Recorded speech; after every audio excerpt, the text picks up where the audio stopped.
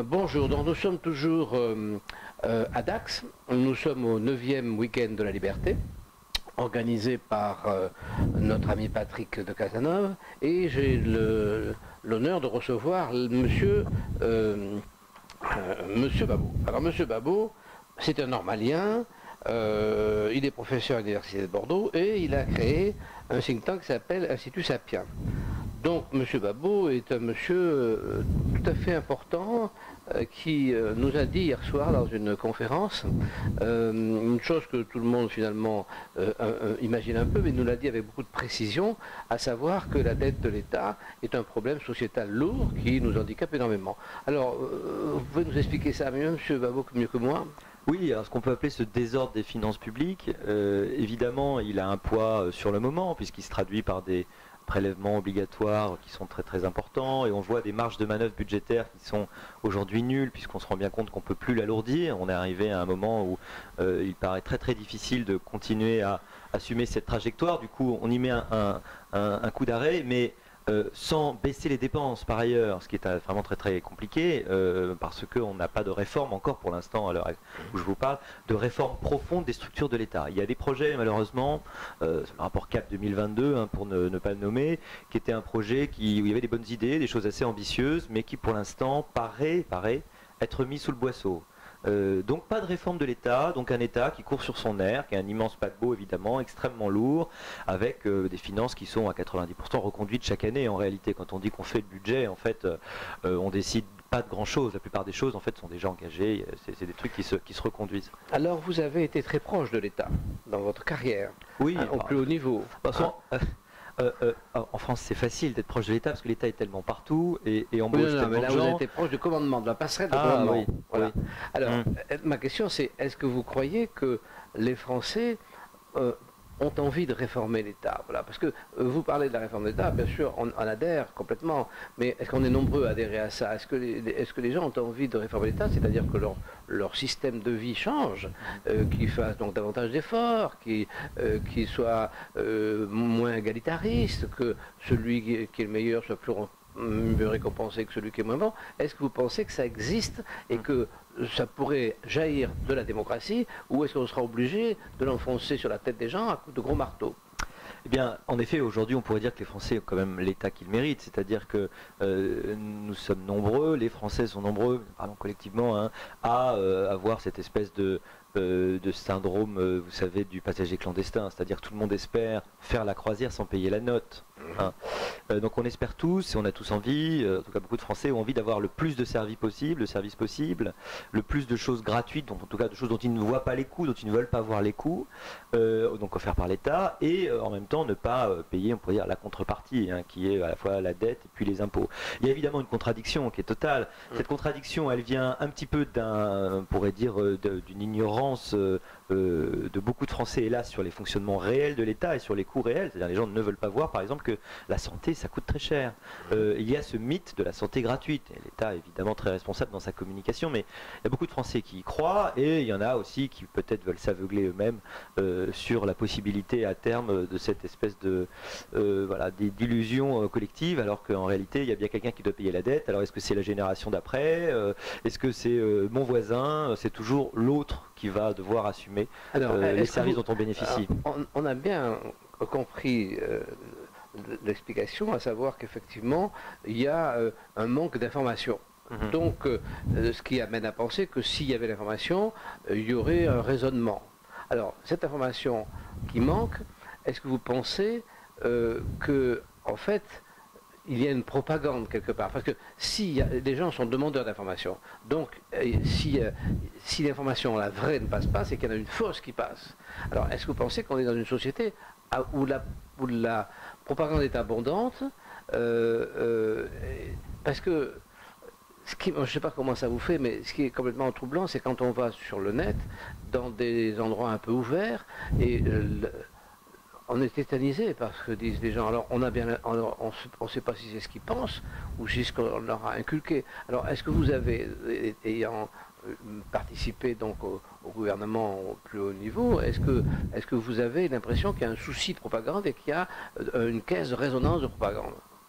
je crois que finalement tous les pouvoirs essayent de faire de la propagande, c'est-à-dire avec peut-être plus ou moins de cynisme, de machiavélisme, mais tous les pouvoirs essayent d'expliquer pourquoi ils sont nécessaires et indispensables. En France, on pourrait dire, toutes les pièces culturelles qui font que la place de l'État est particulièrement prégnante historiquement depuis très longtemps, et que l'État a organisé depuis très longtemps la production d'énormément de discours autour de sa nécessité. Ça commence avec Louis XIV qui on pourrait dire, met au pas tous les artistes pour chanter sa gloire et chanter la nécessité de l'État et combien il est absolument évidemment de droit divin.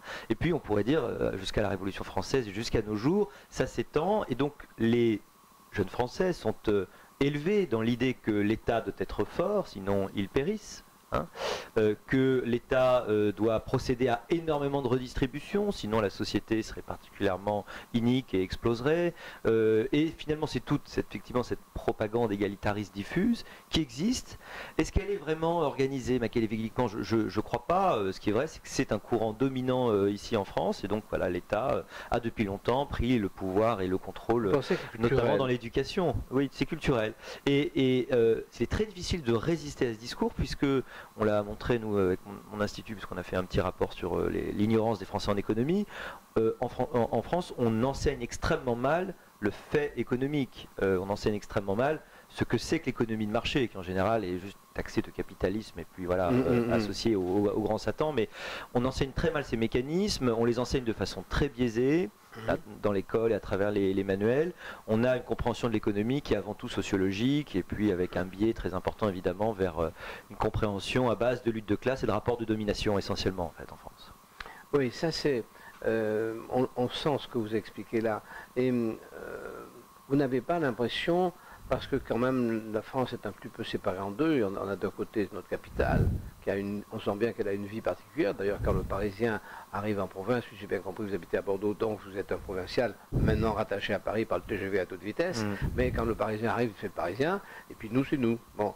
Et nous, on n'a aucune presse, on a une presse, la presse régionale est une presse de louanges. C'est une presse de louange à l'État. On n'a jamais vu une critique dans aucun des journaux. Et on est quand même, la province, on est quand même les plus nombreux. Alors non seulement la presse de province est une presse de louange du gouvernement, mais du Parisien aussi. C'est-à-dire que, si vous voulez, finalement, on a un double maître. On a donc ce fameux État, et puis le Parisien, qui nous impose à travers l'État ce que voit le Parisien. Enfin, moi, c'est ce que je vous dis ça. Je suis pas. C'est l'impression que j'ai. Et je trouve. Et moi, j'ai l'impression qu'on est vraiment. Que les gens ont pas les informations. Puisque la vraie question, c'est est-ce que s'ils les avaient, ils changeraient, ou est-ce que c'est parce qu'ils les ont pas qu'ils ne changent pas? C'est compliqué, ça. Non. Moi, j'ai toujours tendance à penser que les erreurs sont le fruit d'ignorance. Donc, moi, j'espère dans l'apprentissage, dans la possibilité de l'éducation, dans le fait que le savoir sauve. Sinon, peut-être que je ne serais pas universitaire si je le croyais Absolument. pas. Mais pour ce qui est de la presse, en effet, son niveau est extrêmement faible. Et pour quelle raison? En fait, on a la presse, là encore, qu'on mérite. La presse, c'est la conséquence de la demande des gens. La demande des gens, c'est la conséquence de leur pauvre savoir, on pourrait dire, sur beaucoup de domaines. Est-ce que c'est pas la conséquence? Malheureusement, on n'a pas une presse qui éduque beaucoup, qui a intérêt. Alors, effectivement, au niveau peut-être régional et peut-être dans certains médias nationaux, il y a des effets, évidemment, des effets de cours, on pourrait dire, des effets de soumission au pouvoir. Donc, c'est pas réservé à la Pravda de l'Union soviétique. Ces effets de pouvoir, ils existent forcément. Moi, pour connaître un petit peu les journalistes de près, j'ai pas l'impression qu'ils aient besoin qu'on leur dicte leur conduite pour choisir les thèmes qu'ils choisissent. C'est plutôt une sensibilité qui est la leur, ou un ethos global, une atmosphère globale dans laquelle les journalistes en France sont, qui fait qu'on va aborder les problèmes avec une certaine approche, avec une certaine dimension particulièrement égalitariste. On retombe donc sur le culturel qui nous arrive de l'histoire, que vous évoquiez tout à l'heure, que vous avez d'ailleurs évoqué hier, avec une connaissance évidente et extrême. Donc, mais finalement, in fine, c'est désespérant. Parce que si on est les vecteurs d'un passé si lourd qu'on ne se rend même pas compte qu'on est les vecteurs de ce passé, quels sont nos moyens? Parce que combien sommes-nous à penser être lucides? Parce que bon, c'est vrai, mais enfin, une moyenne de lucidité, c'est les chiffres. Là, le déficit, il est là, point. Et alors, je voudrais vous poser une question parce que vous avez expliqué une chose que j'ai trouvé vraiment très intéressant, l'idée que finalement il y avait davantage de contre-pouvoir à l'époque des rois qu'aujourd'hui. Ça, j'ai trouvé ça formidable parce que c'était une chose que je ne connaissais pas, à laquelle je n'avais pas réfléchi.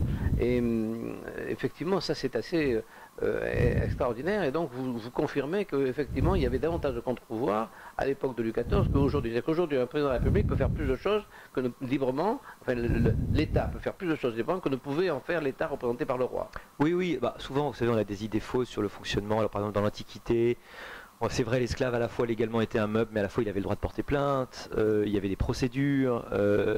À certains égards, il était, alors c'est un autre débat, mais il était proche de ce que pourrait être un serviteur au 19e siècle ou au 18e siècle, même si évidemment c'était toute autre façon de voir. Donc, on a du mal à se représenter la façon dont ça fonctionnait. Et en effet, pour parler par exemple de Louis XIV, il y avait encore le rôle du Parlement était fort. Il n'avait pas une capacité à obliger n'importe quel citoyen. Alors oui, il y avait les lettres de cachet, il y avait cette espèce de pouvoir, on pourrait dire, arbitraire, mais il était limité dans certaines choses, en particulier en ce qui concerne le droit de propriété, hein, ce qui n'a pas empêché de lever beaucoup d'impôts. Et parfois de s'en vouloir, on a eu des phrases étonnantes où il dit qu'il s'en veut, et puis on l'a rassuré, on a dit mais vous en faites pas, en fait tout ce qui est à vos sujets est à vous, donc vous pouvez le prendre, donc ça l'a rassuré, dit Louis XIV. Mais le fait est qu'il n'y avait pas, disons qu'à partir de la Révolution française, l'État s'est arrogé des pouvoirs bien plus considérables, bien plus totaux que ne pouvait l'être, pour dire, le pouvoir d'Ancien Régime. L'idée étant qu'à partir du moment où le peuple a pris le pouvoir, hein, c'était l'idée surtout à partir de Robespierre, hein, de la révolution montagnarde, si vous voulez. Hein, le peuple ayant pris le pouvoir, il n'était plus nécessaire d'avoir de contre-pouvoir, puisqu'il n'y a pas besoin d'avoir des contre-pouvoirs à soi-même en quelque sorte. Hein. Et à partir de là, l'État n'a plus aucune raison de s'interdire quoi que ce soit, donc il était possible d'exproprier sans aucun Alors, problème de contrepartie. C'est ça qui fait frémir, c'est-à-dire qu'effectivement, le français de base dont je fais partie a une espèce de sentiment d'être bien plus évolué que n'étaient effectivement les Français des siècles passés, sans parler des barbares qu'on imagine comme presque des animaux. Et en fait, vous dites non. En fait, vous dites effectivement tout d'un coup, on a pensé que notre pouvoir, devenant une démocratie, nous appartenait, qu'à partir de là on avait tous les droits et que finalement on donne cette autorisation de tous les droits à des gens qui effectivement la prennent et qui peut-être effectivement nous précipitent et sont devenus donc obèses quoi en fait. Des deux conceptions de l'État possibles, on pourrait dire celle vraiment libérale où il y a les individus d'abord et un État à qui on délègue, c'est toute l'idée du contrat social, toute une partie de notre liberté mais juste la partie nécessaire pour qu'on soit libre. C'est plutôt une autre qui prévaut, c'est-à-dire un État qui doit imposer leur liberté aux gens et qui se donne de plus en plus, et on le voit avec l'extension des droits créances, avec finalement l'apparition aussi très rapidement de l'État-providence, un État qui veut faire le bonheur des gens, y compris contre leur gré, et donc se donne la permission d'écraser des individus si c'est au nom de l'intérêt général. C'est pour ça que j'ai parlé de la vision rousseauiste du contrat social qui était vraiment très particulière, très différente de celle qui peut prévaloir ailleurs. Donc on a en France un État qui est en réalité beaucoup moins respectueux des individus qu'ailleurs. Et puis il y a cette fameuse passion de l'égalité dont parlait Tocqueville, hein, qui est terrible. Alors, ce qui se passe aujourd'hui, c'est que le monde va nous rappeler justement peut-être l'inanité de notre système, puisqu'on est un peu les seuls, la France est un peu exceptionnelle de ce point de vue-là, à vivre dans cette espèce de, on pourrait dire, de manie, de monomanie égalitariste. En tout cas, on fait partie des pays où ça prend, je trouve, de plus en plus la forme la plus inquiétante. Malheureusement, le monde avance sans nous, de grands pays avancent sans nous, avec des régimes qui ne sont pas tellement plus réjouissants, des régimes dictatoriaux, des régimes violents, mais avec un agenda de domination politique et économique qui est extrêmement clair. Et en fait, ce qui m'inquiète le plus, c'est que le désordre des finances publiques, en réalité, pour y revenir, c'est non seulement des impôts, mais c'est surtout une incapacité, peut-être, à essayer de donner l'étincelle ou de libérer l'étincelle qui permettrait à des activités économiques nous permettant de garder notre souveraineté d'émerger, clairement. Ouais. Oui, en fait, vous craignez que... Mais est-ce que c'est vraiment franco-français ou est-ce que c'est occidental? C'est occidental, mais vous pouvez enlever les États-Unis, puisque eux en particulier, ils ont réussi à développer ces dominateurs, les GAFA, Google, Amazon, etc. Donc ils sont ils sont quand même mieux placés dans cette course. On pourrait dire européens sans doute. C'est-à-dire que la vieille Europe aujourd'hui paraît très vieille, en effet. Voilà, donc c'est la vieille Europe qui est touchée. Et vous pensez donc qu'il va y avoir effectivement, ça se sent, les États-Unis pour se défendre sont en train d'éliminer le coût qu'on a toujours représenté pour eux, parce qu'ils ont toujours tout payé. Ils ont payé les dégâts de la guerre de 14, ils ont payé les dégâts de la guerre de 40. Enfin, on dit qu'ils ont gagné beaucoup d'argent avec nos faillites, mais en fait, à chaque fois, ils ont payé la facture. Donc là, vous pensez qu'ils ne vont plus payer parce qu'ils ont besoin de se battre, et que donc on va être, plus personne va payer pour nous, et donc on va devenir les soumis par quelque chose. C'est ce que vous craignez. Exactement, on devient une sorte de champ de bataille. On a une grande naïveté géopolitique quand même en France. On n'a pas compris qu'aujourd'hui la domination, pour l'instant, n'est pas militaire. Elle pourrait la redevenir, mais elle est économique. Elle se fait à travers la maîtrise des flux d'informations, en fait, de plus en plus. Or, la maîtrise de ces flux d'informations, de ces flux de données, on l'a perdu. On l'a pas. On n'a plus les technologies, et c'est pas nous, c'est pas de nos entreprises, c'est pas sur notre terrain. Alors on commence à réagir, mais bon, c'est peut-être juste le début d'une réponse. C'est pas sur notre terrain que se captent les données. Donc en fait, on est le terrain de bataille de deux géants, fondamentalement aujourd'hui, les États-Unis d'une part, et en gros la Chine d'autre part, et c'est juste sur notre terrain que se joue le combat pour la domination évidemment du marché quand même encore assez intéressant qu'on représente. On représente un actif réel quand même, c'est un peu rassurant, mais voilà, l'Europe c'est pas rien, c'est attractif, il y a des actifs, des ressources, un espace aménagé, et puis voilà, c'est un endroit, il y a des jolis monuments, mais au-delà de ça, c'est encore un marché économique qui est important et qui attire beaucoup de convoitises, parce qu'on a encore, malgré finalement le nombre restreint, je sais pas, 500 000, ça dépend qui vous comptez en Europe, mais bon, 500 000, entre 300 et 500 millions de gens, par rapport aux 1,3 milliard de Chinois et à peu près la même chose évidemment d'Indiens, on est tout petit, mais notre poids économique pour l'instant est encore beaucoup plus grand. Est-ce que ça sera le cas dans 20 ans? C'est pas sûr. Au rythme de développement des autres et d'attrition que nous avons, il est probable, en tout cas il est probable, on peut craindre très exactement, parce que je ne l'espère pas évidemment, que nous soyons l'espèce de pays en voie de développement de l'an 2050. Et alors, vous enseignez ça, vous avez des jeunes étudiants Oui, alors ils sont jeunes ou moins jeunes, j'ai des formations continues, mais alors moi j'enseigne pas, pas toujours ça directement, on parle de ces sujets-là parce que c'est des sujets évidemment fondamentaux. Et quelle réaction vous avez de ces jeunes? Comment ils le vivent? Ils sont dans une situation difficile qu'a un jeune aujourd'hui qui a 20 ans en 2018 ou 24 ans, c'est de se dire d'abord les qualifications vont énormément se bouleverser, l'économie va se bouleverser, ils n'arrivent pas dans un monde stable, ils arrivent dans un monde dont ils savent qu'il va évoluer énormément, et ils sont naturellement inquiets au premier chef par leur emploi, mais c'est normal. Ils trouvent qu'il y a énormément d'incertitudes, peut-être plus qu'il y en a jamais eu. C'est la conséquence des dettes de l'État. Enfin, c'est la conséquence du financement. Enfin, c'est difficile quand on parle des dettes de l'État parce qu'en fait, il y a deux dettes de l'État. Finalement, il y a une dette qu'il fait immédiatement et il y a une dette qui projette dans le temps par le fait qu'il affaiblit le pays par sa dette et que donc ça affaiblit la prospective du pays. Donc c'est une double, si vous voulez, tenaille. Il y a même trois dettes en réalité. Il y a donc la dette officielle, il y a la dette qui n'est pas dans le bilan, c'est-à-dire la dette hors bilan, par exemple l'engagement pour les fonctionnaires, qui la double. Et puis il y a plus que ça, il y a ce qu'on pourrait appeler cette dette du coût d'opportunité. Vous savez, en économie, le coût d'opportunité, c'est le fait que vous n'avez pas fait un investissement qui était meilleur, donc en fait, vous perdez la différence pendant que vous avez passé vos ressources avant. Là, il y a un coût d'opportunité, c'est-à-dire que l'argent qu'on dépense à faire des conneries, en gros, à faire n'importe quoi, à distribuer, à saupoudrer, à faire des trucs qui ne marchent pas, on ne le consacre pas à essayer d'encourager et de mettre le capital d'intervention. Voilà, et le temps perdu, chaque mandat perdu, ça, tous les 5 ans qui sont à nouveau perdus quand on part et puis on n'arrive pas à réformer, on n'arrive pas à se libérer et on patauge dans la boue, évidemment, c'est un temps qui a un coût d'opportunité qui est énorme. Ça, c'est peut-être la troisième dette. C'est bien que vous ayez cette prise de conscience parce que vous êtes dans l'âge du pouvoir, c'est-à-dire que on voit bien. J'en suis bien loin, vous savez. Non mais là, je dirais que l'intérêt de Macron, c'est d'arriver à l'âge où il y a toute une génération qui n'a jamais eu le pouvoir. Hein. Et il y a toute une génération qui a été sans cesse sous la pression des aînés.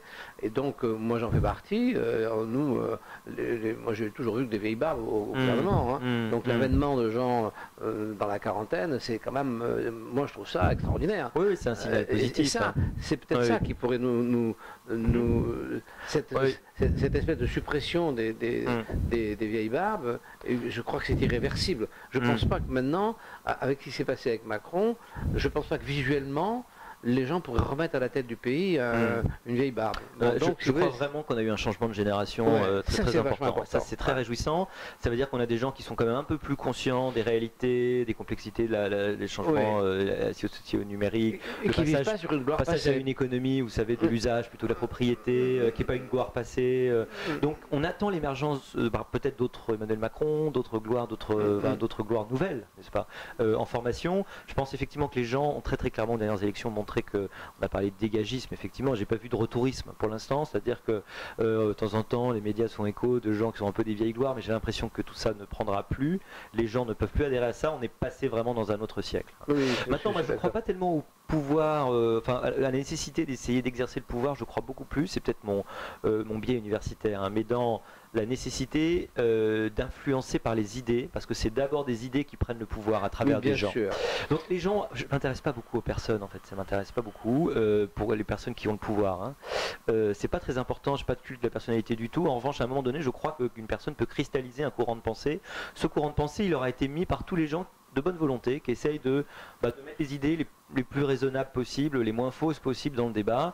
Moi, modestement, et avec d'autres, on essaye d'y contribuer, c'est-à-dire à travers un think tank, on essaie de faire des études, on essaie de contribuer à ce débat public, parce que si on ne le fait pas, d'autres le font. On essaie de mettre les idées les plus raisonnables, et on espère qu'une fois qu'elles seront dans l'air, une fois qu'elles deviendront débattues, une fois qu'on aura proposé des solutions qui seront acceptées un peu par l'opinion, eh bien, viendra tout naturellement un homme politique, quel qu'il soit, qui se saisira de ces idées. Enfin, moi, je serais tout à fait adepte de votre idée si je ne me trompe pas.